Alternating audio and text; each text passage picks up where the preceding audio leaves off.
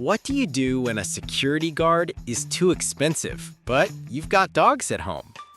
This homeowner came up with the cutest security system in the world. Instead of installing cameras and alarms, he literally cut small holes in the wall facing the street, just big enough for his dogs to stick their heads through. Now, anytime someone walks by or comes near the house, you see these little security officers pop out of the wall, ears up, eyes locked in, ready to bark at any stranger. All he has to pay them with is good food and belly rubs, and his house is always under watch.